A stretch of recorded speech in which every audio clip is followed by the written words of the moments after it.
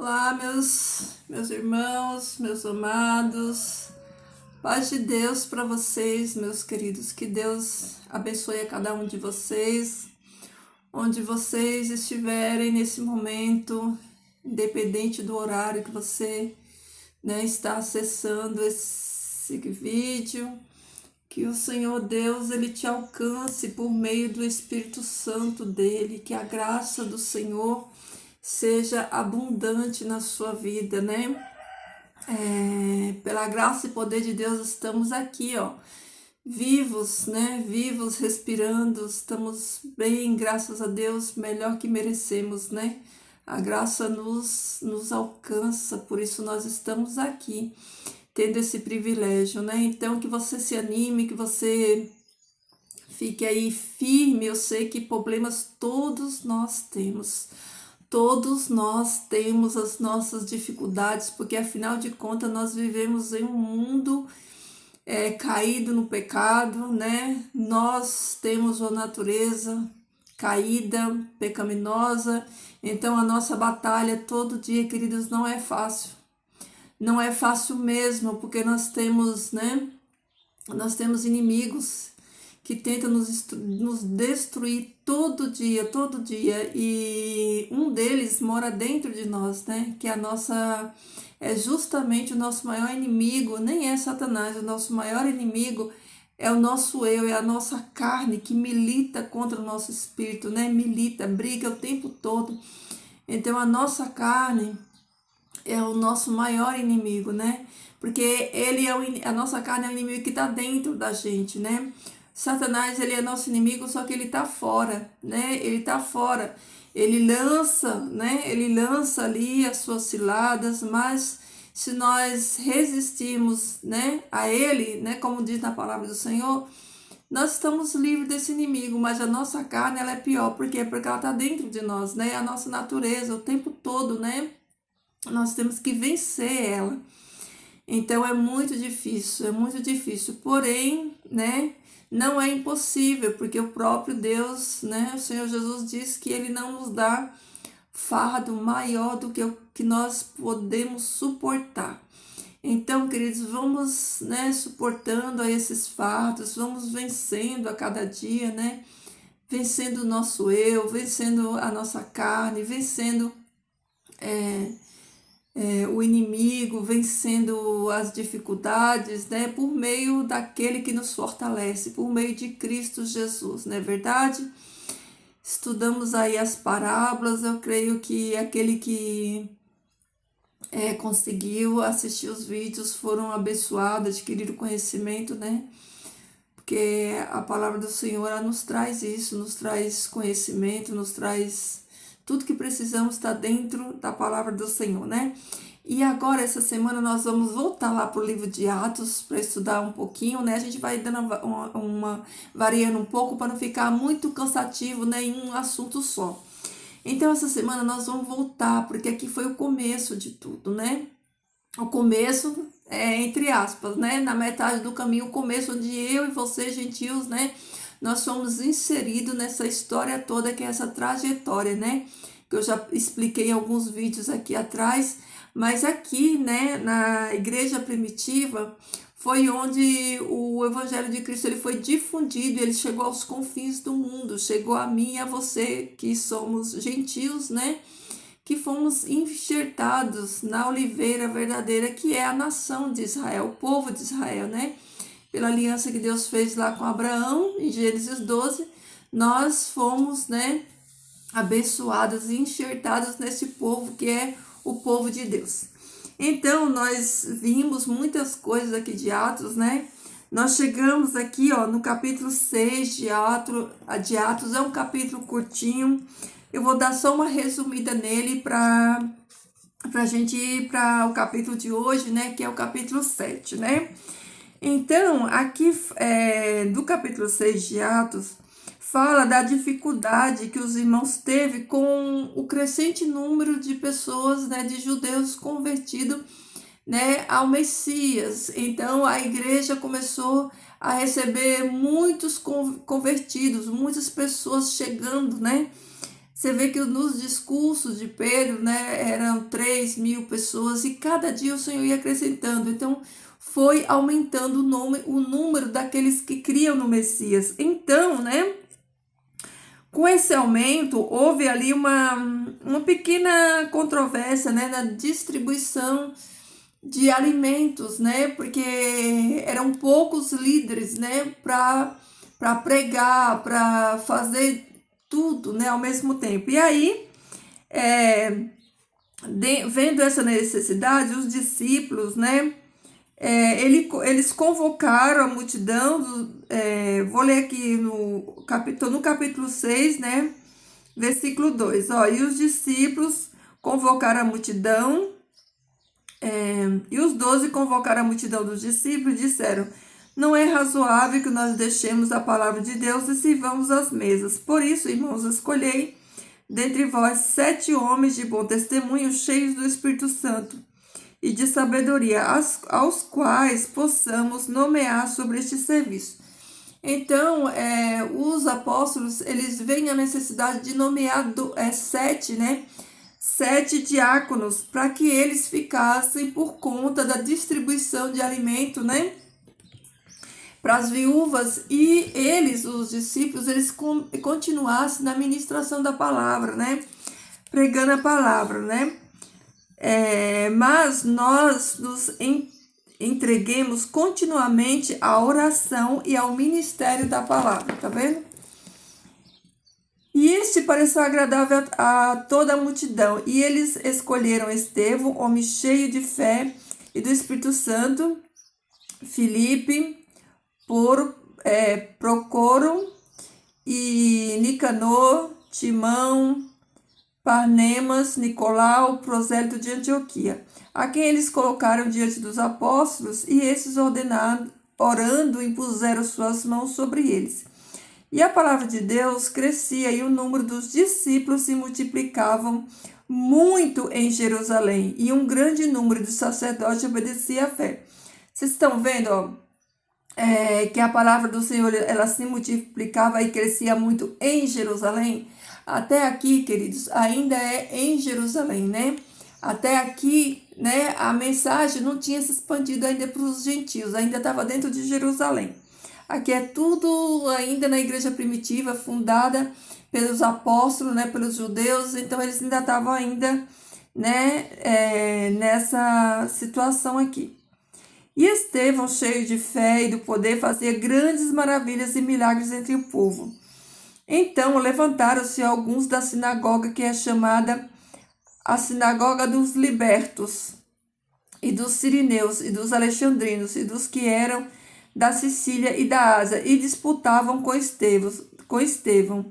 E eles não eram capazes de resistir à sabedoria e ao espírito com que ele falava. Então eles subornaram homens que disseram: ouvimos-lhes proferir palavras blasfemas contra Moisés e contra Deus.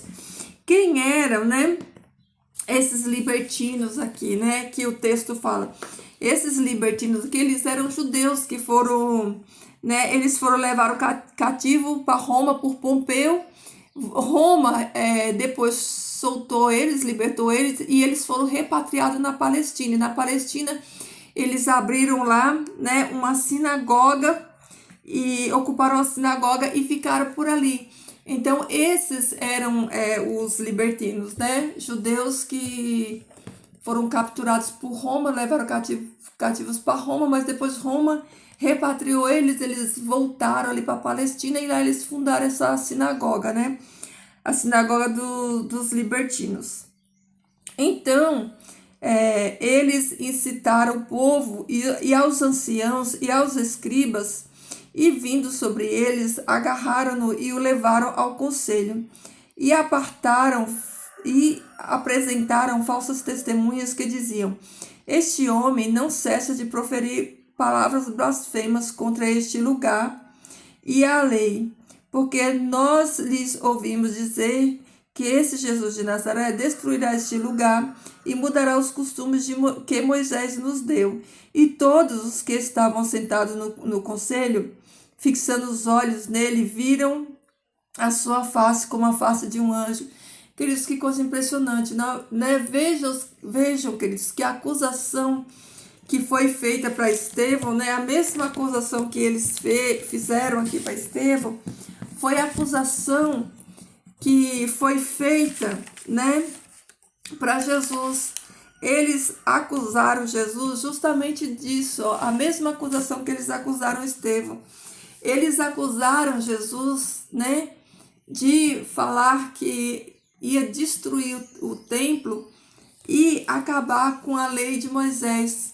Só que eles, como eles não conseguiam vencer no debate, porque Estevão estava cheio do Espírito Santo de Deus, e eles não conseguiam, né, debater, eles não conseguiam contra-argumentar com Estevão. Então o que eles fizeram? Eles compraram uma testemunha falsa para testemunhar contra ele, né? Para testemunhar, porque os covardes, o inimigo, ele é assim, né? Quando ele não acha, né, brecha, né, contra o servo de Deus, ele inventa mentira, porque Satanás, ele é mentiroso, pai da mentira, enganador. Então ele faz isso, ele é sujo, né? Ele é sujo, ele usa pessoas, né, que não têm caráter para fazer as maldades dele. Então aqui eles contratam, né, falsas testemunhas para testemunhar contra Estevão, né? Porque eles não podiam resistir o poder de Deus que estava sobre Estevão, né? E agora vamos ao capítulo 7, né? Que é o capítulo 7, é o nosso estudo de hoje, que é a defesa que Estevão, ele faz, né? Ele faz a defesa. E disse o sumo sacerdote, são estas coisas assim, né? Aqui ele já está sendo interrogado, né? Então, o sumo sacerdote, diante dessas acusações que eram feitas a Estevão, ele pergunta, né? Pergunta para Estevão, né? É isso mesmo? É verdade o que eles estão dizendo? E ele disse, aqui começa o discurso de Estevão, né? E ele disse, homens, irmãos e pais, ouvi. O Deus da glória apareceu a nosso pai Abraão, estando ele na Mesopotâmia, antes de habitar em Harã, e disse-lhe, saí da tua terra e da tua parentela, e vai a uma terra que te mostrarei. Então ele saiu da terra dos caldeus e habitou em Harã, e ali, após a morte de seu pai, ele o trouxe para esta terra em que habitais agora, e não lhe deu nela herança alguma, nem sequer um poço, um espaço de um pé, mas prometeu-lhes daria posse dela, e depois dele a sua semente, não tendo ele ainda filhos. Vão prestando atenção, que é um pouquinho longo, mas eu vou ler ele todinho, tá bom, queridos? É o discurso de Estevão, do capítulo 7 de Atos. E Deus falou assim, que a sua semente deveria peregrinar em terra estranha, e a sujeitaria à escravidão, e a multiplicaria e a maltrataria por 400 anos. E eu julgaria a nação na qual eles seriam escravizados, disse Deus. E depois disso, eles sairão e me servirão neste lugar. E deu-lhes o pacto da circuncisão. E assim Abraão gerou Isaque. E o circuncidou ao 8º dia. E Isaque gerou Jacó. E Jacó gerou os 12 patriarcas. E os patriarcas, movidos de inveja, venderam a José para o Egito. Mas Deus era com ele, livrou-o de todas as suas aflições, e lhe deu favor e sabedoria à vista de Faraó, rei do Egito, que os constituiu governador sobre o Egito e toda a sua casa.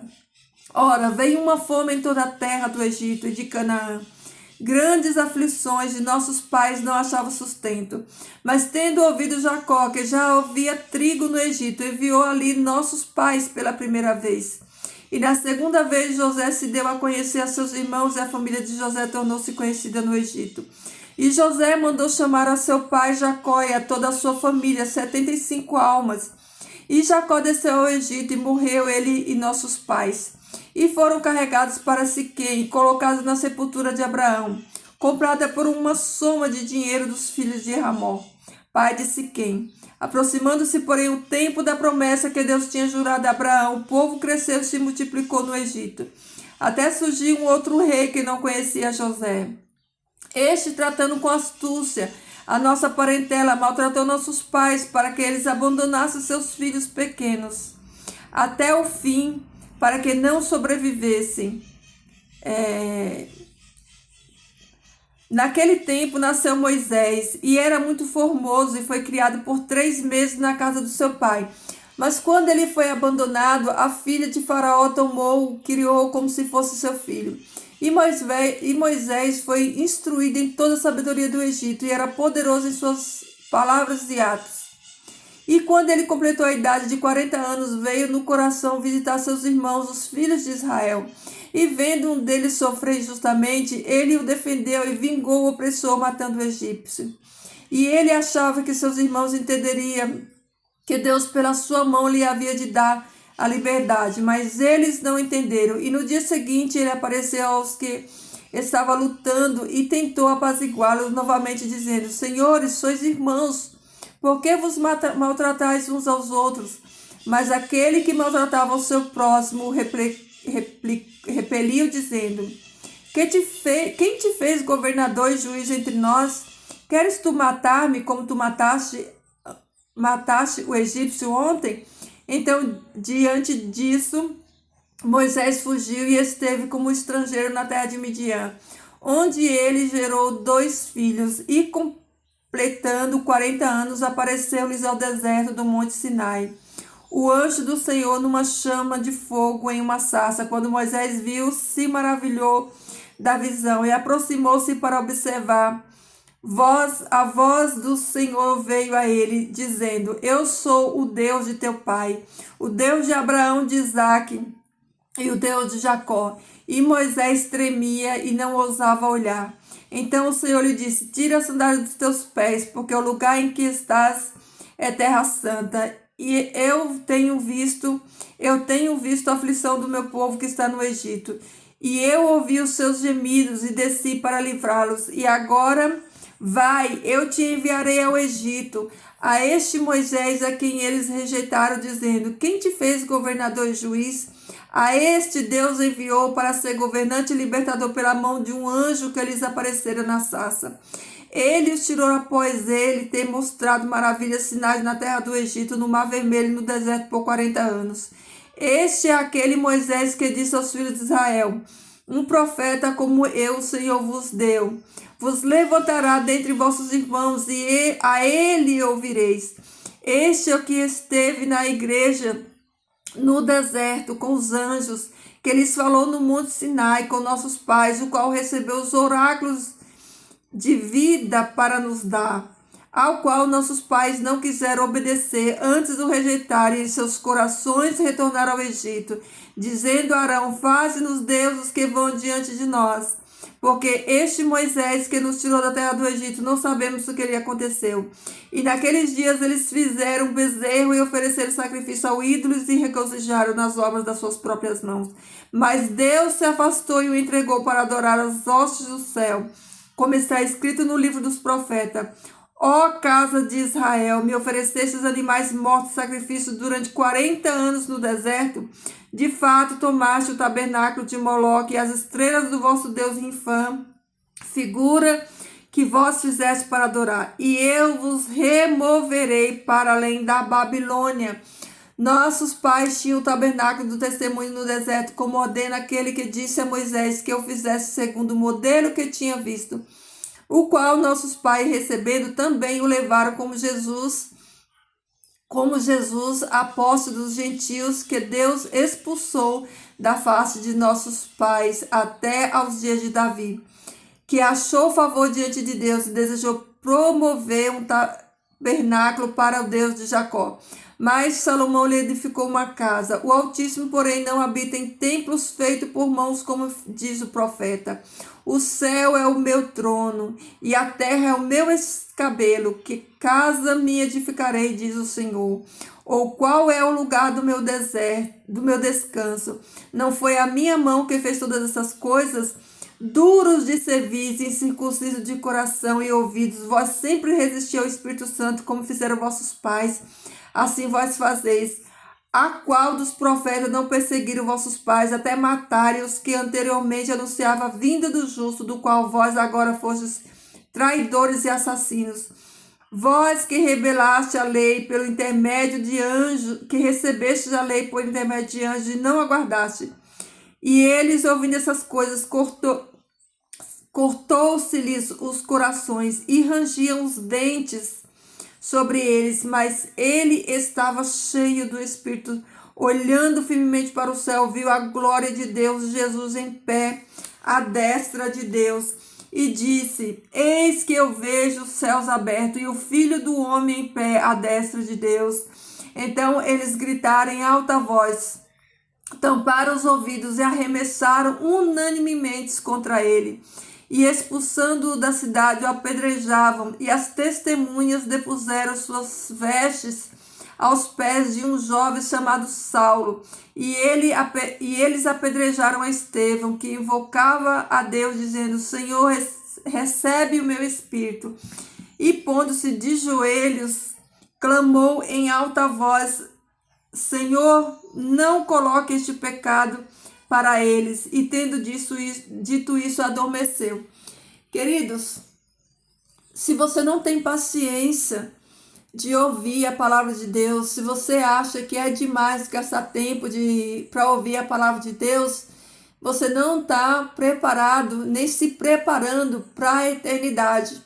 Porque conhecimento é algo que é fundamental para alguém que quer ir para a eternidade. Então, queridos, o que acontece? Estevão, ele fez esse discurso. Esse discurso de Estevão, ele resume todo a Torá, todo o Antigo Testamento. Ele vai lá desde Abraão até a morte de Jesus. Ele vem falando da aliança de Deus e da rebeldia do povo. E o povo, esses líderes judeus aqui, eles ficam, né? Eles ficam tão irados em ouvir a verdade, né? Que eles apedrejam Estevão. Eles apedrejam Estevão. E vejam, queridos, que dentre esses que estavam aqui, um jovem chamado Saulo, e expulsando-o da cidade, o apedrejaram. E as testemunhas depuseram as suas vestes aos pés de um jovem chamado Saulo. Agora, a partir de agora, que ainda vai vir o chamado de Paulo para depois o alcance dos gentios. Mas olha só que impressionante, né? Estevão, ele foi morto pelo mesmo governo, pelo mesmo sistema que matou o Messias, né? As acusações que eles fizeram para Estevão foi as mesmas acusações que eles fizeram, né, para o Messias. Por quê? Porque eles não suportaram ouvir a verdade. Queridos, há um conflito muito grande entre trevas e luz, entre aqueles que querem servir a Deus verdadeiramente e aqueles que não querem servir a Deus, porque aqueles que são oposição, eles são trevas, eles não suportam ouvir. Eles não suportam ouvir. Aqueles que estão na luz, né, quanto mais eles ouvem a palavra de Deus, eles querem ouvir, eles se sentem saciados, eles se sentem alimentados. Mas aqueles que não querem, é como comichão no ouvido, né? Como falou aqui, que eles cerravam os dentes de ódio, de raiva. Por quê? Porque o pecado deles, né, estava vindo à tona, né? Porque no fundo, né, eles sabiam que tudo aquilo ali, né, que Estevão estava falando, era da atitude deles, aquilo que eles fizeram. Mas, queridos, o pecado, ele é tão terrível que ele cega, né? A cegueira, né? Eles não enxergavam, né? O pecado, ele é tão asqueroso, né, queridos, que eles ficaram, a cegueira deles, né, fez com que eles cometessem esse crime, esse pecado, né? Eles mataram. Queridos, o próprio Jesus fala o seguinte, muitos matarão vocês, né, pensando estar fazendo a vontade de Deus. Olha como é triste isso, né? O mais triste, queridos, é isso, é que eles fizeram tudo isso, né, achando que estavam fazendo em nome de Deus, achando que eles estavam, né, protegendo, né, a doutrina correta da Torá, né, porque eles, em momento algum, eles tinham, né, a revelação da palavra de Deus, a revelação verdadeira da palavra de Deus. Eles estavam no engano, né? Mas também, queridos, por outro lado, as pessoas elas são enganadas, as pessoas vivem esse tipo de engano porque no íntimo, no fundo, o coração delas é perverso, né? O coração delas é perverso, é maligno. Vocês lembram quando Deus endurece o coração de Faraó? Não é porque Deus ele é injusto, não, é porque a índole de Faraó era má, assim como essas pessoas aqui, ó.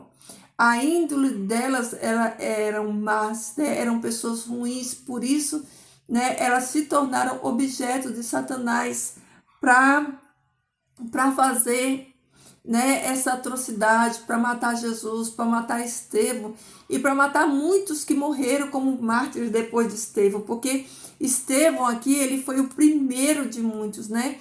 A gente vai ver na sequência aqui que agora vai começar a perseguição, agora vai começar a diáspora, agora vai começar, né, a expansão do reino.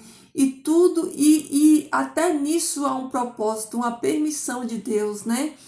Nós aprendemos que Deus, ele permite, né? Tem coisas que é a vontade de Deus, mas tem coisa que é permissão de Deus, que Deus não mandou, mas Deus permite, porque nós temos, né, livre escolha, não livre arbítrio, né? Nós temos livre escolha, nós temos escolhas, né? E as nossas escolhas, né, elas vão gerar as consequências, né? Então, mas olha só, queridos, olha a trajetória da vida de Estevão, né? Um homem santo, né, cheio do poder de Deus, do Espírito Santo de Deus, no auge da sua vida cristã, levando a mensagem do Senhor, né? Trabalhando na obra, né? Ele tinha acabado de ser ali, ó, instituído como diácono da igreja, ele servia a mesa, ele auxiliava, né? E quando nós não temos uma fé madura para entender, alguns se questionam, né? Por que que Deus permite pessoas, né? Pessoas como Estevão, por exemplo, né? Pessoas bondosas, pessoas que estão ali servindo a Deus, morrer no martírio, ser martirizada, é porque as pessoas não entendem a honra que é. As pessoas não entendem o tamanho da honra que é. Nós aqui não temos essa honra de ser martirizado no nome de Jesus, né? Pelo nome de Cristo, né? Queridos, isso é uma honra grande demais, não é pouco não, porque todos esses que morreram mártires, eles têm galardão, né, no céu, eles têm tronos para eles no céu, todos esses mártires. Então, ser mártir, né, aos olhos do mundo é como se fosse uma injustiça, mas aos olhos de Deus é honra. Não existe maior honra do que você morrer sendo um mártir, né? Então, Estevão, ele teve essa honra, essa graça, assim como os discípulos do Messias, todos tiveram essa graça, né? Exceto João, que ele morreu ali de velhice, mas morreu num estado assim de prisioneiro, de prisão, né? Mas, tirando dele, né, todos os outros morreram assim de mortes, né, de martírios bem terríveis, né? Não só eles, como também os profetas, né? Os profetas do Antigo Testamento, eles foram martirizados também. Então, estes mártires, queridos, eles vão ter uma honra tão grande no reino do Messias que você não imagina, né? Então, para quem tem entendimento da palavra, eles entendem que morrer martirizado é honra para poucos, né? Ai de nós se nós tivéssemos essa honra de ser morto, né? Tem gente que tem tanto medo da morte, queridos, a morte é a volta para casa, é uma passagem, né? Olha o martírio do próprio Jesus. Jesus foi o maior mártir que existiu, né? O Salvador. Então, se nós parar um pouquinho para pensar o quanto a vida cristã ela é solitária, né?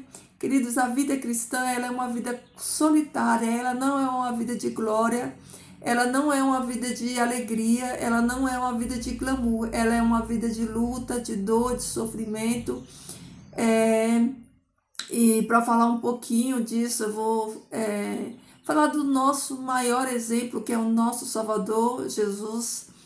Jesus, ele viveu aqui, ele teve uma família, ele teve os seus discípulos, ele teve, né, ele tinha as multidões, ele nunca estava sozinho, as multidões sempre estavam com ele, né? Aparentemente, né, parecia que ele nunca estava sozinho e nunca estava, porque o Pai estava com ele, né? Mas você imagina assim que Jesus, né, ele estava no mundo, né, sofrendo, padecendo, cumprindo. Jesus veio aqui para cumprir uma missão, cumprindo a sua missão, né, salvando pessoas, né, ensinando, discipulando, né, sendo agredido, sendo xingado, sendo perseguido. Uma vida toda sendo perseguido, sendo testado, né, nos seus limites humanos até o fim. Então, Jesus, quando ele vai para aquela cruz, né, ele vai só. Ninguém leva aquela cruz com ele. Jesus, ele leva a sua cruz sozinho. Ele carrega o pecado de todos nós sozinho. Então, queridos, o que eu quero dar de ilustração para mim e para você é que a nossa luta, a nossa cruz, nós vamos carregar sozinho. Quando nós partirmos daqui, nós vamos partir sozinhos. A salvação, queridos, ela é individual. Nós temos que lutar e batalhar pela nossa vida espiritual, pela nossa salvação, pelos outros também, mas a gente precisa ter uma coisa em mente. Durante essa trajetória, a gente vai viver emoções, a gente vai viver luta, a gente vai viver o luto, a gente vai viver dores, a gente vai viver alegrias, a gente vai viver várias etapas da nossa vida. Mas tem duas coisas, né, que é única e individual. Cada um vai passar e vai viver sozinho. Primeiro, salvação. Salvação é algo que é individual, ninguém salva ninguém. A fé, ninguém distribui a sua fé com ninguém, é única e individual de cada um. E a nossa jornada aqui, ninguém vive por nós, cada um de nós é que vivemos a nossa jornada e construímos ela fazendo escolhas, né? Então, quando partirmos daqui, queridos, nós vamos só. A gente chega neste mundo só, né? Nós chegamos só nesse mundo e nós voltamos só. E a nossa salvação, ela depende única e exclusivamente de nós, de cada um de nós. Então, nesse percurso, durante esse percurso, nós vamos viver vários estágios dele, né? Nós vamos viver vários estágios dele, mas nós não podemos, né, tirar o foco, nós não podemos, né, nós não podemos nos deixar abater pelas circunstâncias, pelas tempestades que nos abate nessa vida. E às vezes a gente pensa, né, chegar a pensar, poxa vida, eu sirvo a Deus, eu faço isso, eu faço aquilo, eu me desvio do mal, e no entanto, a minha vida, né, ela tá assim, ela tá assado, será que Deus não me ama? Então, olha o exemplo de Estevão, né? Olha o exemplo de tantas pessoas que descansaram em Cristo, sendo bondosas. Então, o que eu queria é que você entendesse. que a dificuldade na sua e na minha vida, né, ela não está em Deus amarmos mais ou menos a nós, né? Se formos analisar, quem mais amou a Cristo e mais se dedicou a Ele foi quem mais sofreu. Então, como nós temos dificuldade de entender a luta, de entender a dor, um pouco, porque hoje em dia, infelizmente, a teologia que se prega nos púlpitos é a teologia da prosperidade, né? Que Deus vai te fazer vencedor, que Deus vai te dar isso, que Deus vai te dar aquilo. Mas quando a gente vai para a palavra de Deus, a gente vê que Jesus não ensinou isso. Jesus, ele não prometeu galardão para essa terra. Jesus prometeu galardão, prometeu, né, vida feliz e completa na eternidade. Aqui dessa vida, Jesus disse que se nós tivermos com que comer e se vestir, estejam satisfeitos.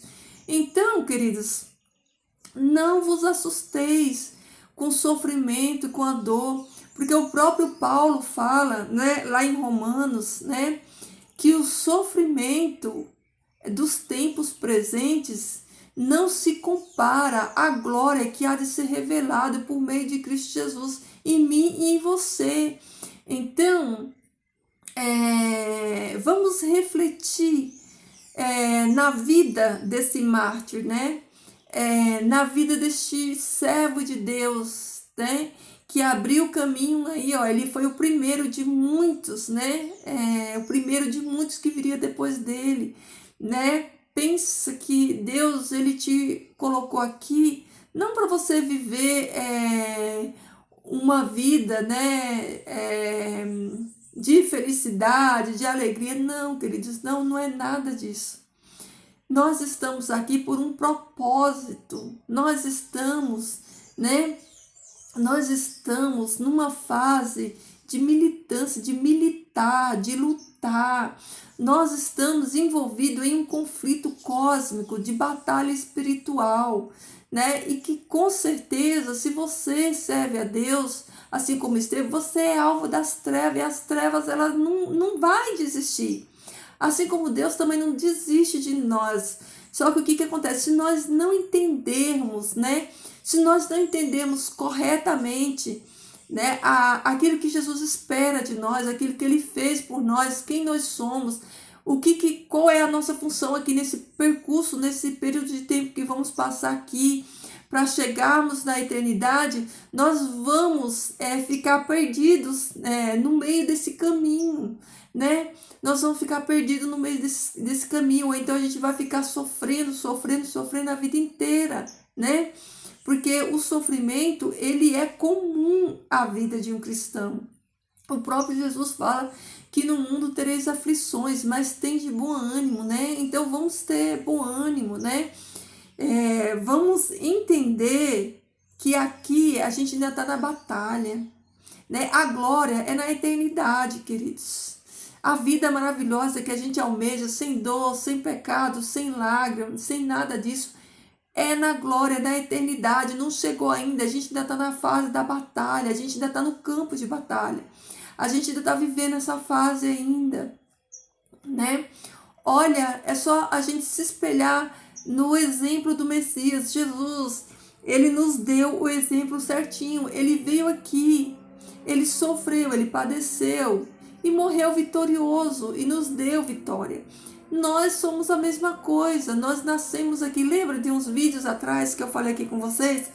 Quando a gente chega nesse mundo, a gente já chega chorando. Lembra que eu falei? Quando o bebê nasce, a primeira coisa que ele tem que fazer é chorar, porque aquele choro é de dor. Quando o ar, o bebê respira, aquele ar vai para o pulmão, causa uma dor e ele chora. Então, ali já a primeira dor quando você chega nesse mundo é o ar, né, entrando ali no pulmão. E a vida toda da gente é uma vida de dor. Por quê? Porque é a circunstância do estado que nós estamos hoje, de um estado de pecado. Então nós vamos sentir dor, sofrer tudo isso. Jesus sofreu, Jesus passou. Só que Jesus, embora, né, ele tivesse no meio de tantas pessoas que não entendiam, né? Olha como é impressionante. Jesus, ele estava ali com 12 discípulos que para ele era como crianças, porque ele estava ensinando, ele estava treinando, eles não entendiam nada, né? Era como criancinhas ali que Jesus estava moldando, estava ensinando, né? Porque eles tinham aprendido a vida inteira errado acerca, né, do reino, e agora Jesus ele tinha que fazer essa desconstrução na mente deles para que eles entendessem que não era daquela maneira, e ainda assim, né, foi difícil eles entender. Então, o que que acontece? Conosco é a mesma coisa, a gente está nessa jornada, a gente está nesse processo de sofrimento, de luta, de dor, de aprendizado, de aprendermos, entendermos, né? Tudo isso, a gente chega aqui nesse mundo, a gente passa uma vida inteirinha, né, aprendendo. Depois a gente vem descobrir que muitas coisas que nós aprendemos a vida toda, né, não foi a maneira correta. E assim, ó, a vida da gente, né, é como um rio, ó, vai dando várias voltas. Mas, queridos, a palavra de Deus, ela tem conforto para mim e para você, né? Não vamos deixar nos abater pelas dores desse mundo, pelo sofrimento desse mundo, né? Porque o nosso galardão é certo para aqueles que continuar firme. Então continue firme, queridos, né? Vamos continuar firme, porque Jesus, né? Quando ele foi para a cruz, ele foi sozinho. Estevão, né? Ele tinha família, ele tinha parentes, ele tinha os seus amigos ali. Mas naquele momento que ele foi apedrejado, era ele Deus ali, era ele contemplando a glória de Deus, contemplando o Messias. Então foi ele e Deus naquele momento, né? Chega um momento da vida da gente, queridos, que tudo fica para trás, né? Assim como nós chegamos aqui nesse mundo, né? Sem nada, sem bagagem, nós também voltamos sem bagagem. Tudo que acontece nesse percurso faz parte, né? São instrumentos que Deus usa de aprendizado para mim e para você. Mas tudo são passageiros, ó, os colegas da escola, os colegas da adolescência, né? Os filhos vêm, casam, passa, vai embora. No final, é você e Deus. Então, Deus é o único que está do começo ao fim na minha e na sua vida. Ele é o que nos gera, ele é o que nos guarda a vida inteira, está conosco até o final. Quando Estevão partiu daqui, né, os olhos a visão que ele contemplou não foi dos seus parentes, não foi dos seus filhos, não foi da sua família nem dos seus amigos. Ele contemplou a glória de Deus, o Pai. Quando Jesus ele estava lá no Gólgota, né, naquela cruz, né, ele contemplou o Pai, né? Ele falou com o Pai estava ali naquele momento, né? Então, queridos, pensem nisso. Pensem que nada, nem ninguém é mais importante do que a sua salvação. Nada nem ninguém é mais importante do que a sua salvação. Você não salva ninguém, nem eu e nem você, nós não salvamos e nós não convertemos ninguém. Quem convence do pecado, da justiça e do juízo é o Espírito Santo de Deus. Então foca, querido, na sua salvação. Foca, né, em Deus, né? E ele vai te ajudar a levar os fardos, tá bom? Então vamos pensar nisso, vamos refletir nisso, né? Talvez naquele dia Estevão saiu, né, para aquela sinagoga de repente para orar, e ali foi o lugar da sentença dele, né? Talvez ele foi ali com o coração cheio de alegria no intuito de levar essa mensagem, de levar essa palavra, de trazer libertação. E isso custou a vida dele. Talvez no futuro isso pode custar a minha, a sua vida, mas eu digo isso para você. Se você está em Cristo Jesus, você não tem medo de morrer pela causa. Se você tem medo de morrer pela causa, se você tem medo de morrer por Cristo Jesus, é porque você não está 100% em Cristo Jesus. Porque Jesus falou que aquele que quiser salvar a sua vida, perdê-la. Mas aquele que perder a sua vida por amor de mim, ganhá-la. Então, queridos, a vida é Cristo Jesus. Viva por Cristo Jesus. Ame esse Deus Todo-Poderoso, porque Ele é o que está com você do início ao fim. Lembra, todas as outras coisas são etapas e são passageiras, são objetos que Deus usa, são, né, pessoas que Deus usa para agregar na sua vida, no seu caminho, na sua trajetória, para que você seja bênção também na vida deles, mas não esqueça disso. Salvação é algo individual, ninguém dá para ninguém estar em Cristo Jesus. Se você estiver nele, permanecer nele, você tem vida eterna nele. Então, queridos, coloque a sua fé e a sua confiança em Jesus. Sabe, queridos, quando Deus criou Adão, primeiro Deus fez Adão. Por que Deus não fez Eva junto com Adão? Porque Adão precisava entender que o primeiro amor da vida dele era o Criador, né? Primeiro que veio na vida de Adão foi o Criador, né? Primeiro amor de Adão foi o Criador, depois Deus deu a Eva. O nosso primeiro amor é o nosso Deus eterno, né? Ele é o nosso primeiro lugar é dele, ele não aceita outro lugar, porque ele nos amou primeiro. Então, o primeiro lugar na minha e na sua vida é dele. Quando nós confiamos nele, temos fé nele, o resto ele vai se encaixar, ele vai se encarregar de colocar tudo na nossa vida. E, queridos, não vai ser do jeito que você pensamos ou queremos, porque os métodos de Deus, ele é maior do que aquilo que nós pensamos. Mas se nós confiarmos em Deus, mesmo não entendendo, porque confiar em Deus é aceitar os planos dele, mesmo sem entender, porque de verdade nós não entendemos, né? Deus, ele é superior, ele é sublime, nós não entendemos, mas por fé nós aceitamos a vontade dele na nossa vida. Então, independente de qualquer coisa, ame o Senhor teu Deus de todo o teu coração, sirva a ele e entrega nas mãos dele, descansa, que o mais ele fará, tá bom? Queridos, fiquem todos na paz do Senhor. Essa é a palavra de Deus, né, para nós meditarmos, né, a coragem deste homem, de Estevão, né, a fé dele, né, a fé, a coragem de morrer por amor dessa palavra, morrer pela causa de Cristo, né?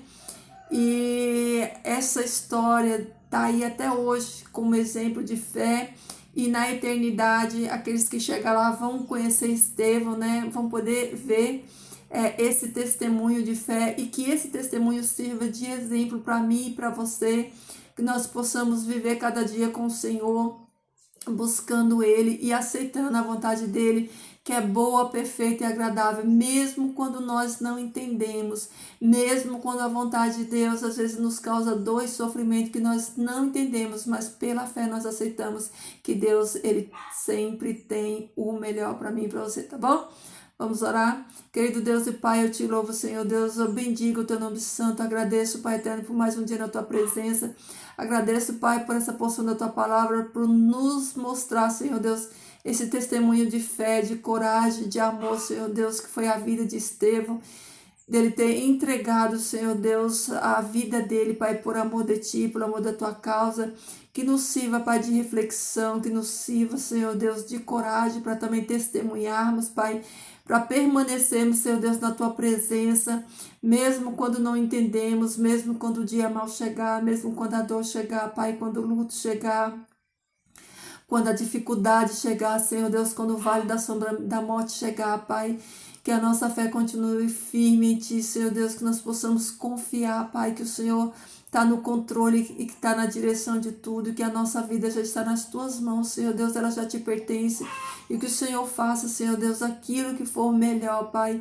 e que tão somente o Teu nome seja glorificado, Senhor Deus, através das nossas vidas, Pai, nos dá um dia abençoado, Senhor Deus, nos dá, Senhor Deus, o discernimento da Tua palavra, nos guarda, Senhor Deus, nos dá a proteção dos Teus santos anjos, Pai, eu entrego as famílias nas Tuas mãos, Senhor Deus, família dos meus irmãos que estão aqui, que o Senhor abençoe a vida deles, que o Senhor fortaleça a fé de cada um deles, Senhor Deus, dando a eles coragem, Senhor Deus, para que eles permaneçam, Senhor, nessa jornada, que nós possamos finalizar essa jornada, Senhor Deus, vitoriosos em Ti, Senhor Deus, sejam martirizados, ou seja, com outro tipo de morte, Senhor Deus, não importa, Pai, mas que todos nós possamos morrer para a Tua honra e para a Tua glória, Pai. Obrigado, Senhor Deus, pela graça maravilhosa, obrigado por mais um dia na Tua presença, obrigado, Senhor, pela Tua fidelidade, pelo Teu amor, obrigado, Jesus, pela morte de cruz, obrigado, Jesus, porque Esse amor é tão grande, tão infinito, que nós não entendemos, mas nós aceitamos esse amor e nós glorificamos a Deus por isso, Pai.